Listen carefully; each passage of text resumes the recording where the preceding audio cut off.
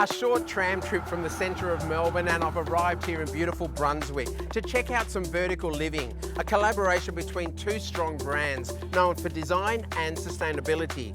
We've got community housing, community living, shared laundry, but no space for cars. Are you intrigued? So am I.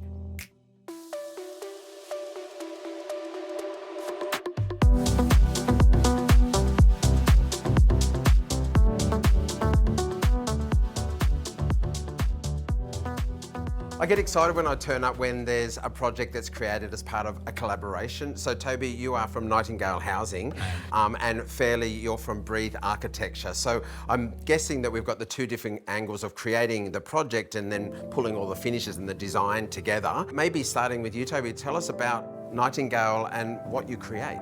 Yeah, sure. So Nightingale Housing are a not-for-profit organisation.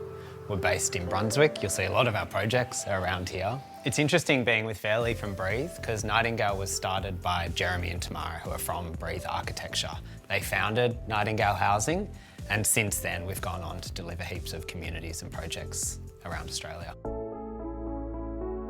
When you created this project, you've come on at the early stage. I mean, there's a definite street presence. When I arrive, I'm seeing glimpses of almost Bauhaus, these beautiful rectangle black framed, a little bit commercial. Yeah, vertical gardens. The finishes on the outside are beautiful in what could be really an overbuilt environment as the inner city suburbs start to change, but it's beautifully softened. Yeah, it's funny you say that because the Bauhaus was actually one of our references for this building. But if we go back to the fundamentals, it was the industrial nature of the factories and the warehouses which once stood here. So we've looked at the steel framed winter gardens that you can see over there, the cream brick recycled brickwork for the downstairs area. What's interesting here is that transition with no car parking, communal laundry spaces. So this is a really sort of an evolving way for Australians to look how to live.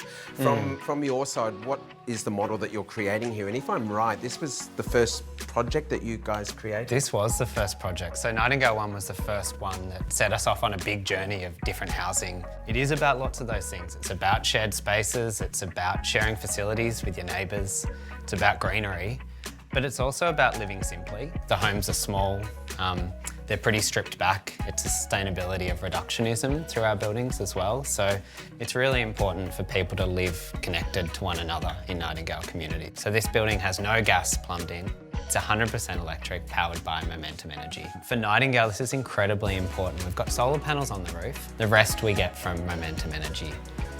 We always purchase 100% certified green power. Now for us, that's important because it sends out a message to the government and to other people in the industry that we need to strive towards a carbon-free future.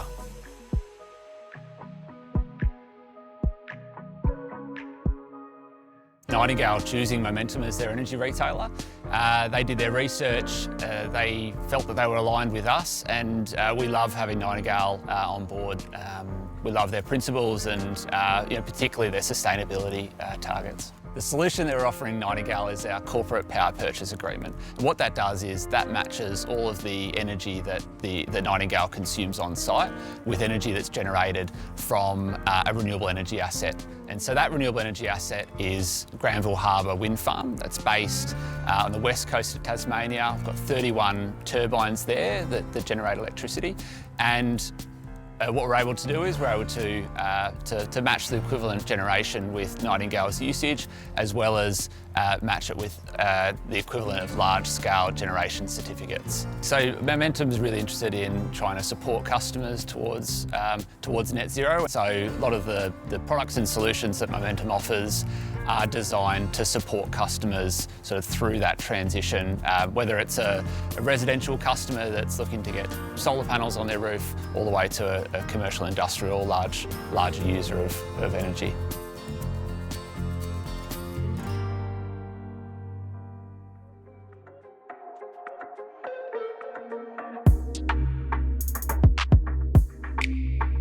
It's a beautiful wonderful experience arriving up here. I really love that back section upstairs with the vegetable gardens and the worm farms. Like, I can really see that community, but I think it's a wonderful place for people to meet. There's a rainwater tank, there's a shed. It's a great place to meet. I'm truly excited by what you've created. I'm wondering, for people who are interested or thinking of living like this themselves, do you have any sort of final pieces of advice? Yeah, we're in a housing crisis at the moment. There's so many young Australians that don't have places to live.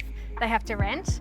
So by creating these really well-performing small spaces that function well, they become beautiful spaces to live. One of the most sustainable things you can do is live smaller and live simply. A lot of the Nightingale stuff live in Nightingale buildings. We can talk about it so easily because we're here, we live it every day, and I think it's just such a great place to live. The proof in the pudding. The proof is in the pudding, Well, yeah. I honestly am totally inspired. I was really excited to come here and look at this project, but listening to you both, you're so passionate about it, and I can just see it works because it feels fantastic. Congratulations to both of you. The collaboration is definitely working, and I'm truly excited about vertical living and what you can put together. Thanks so much for sharing.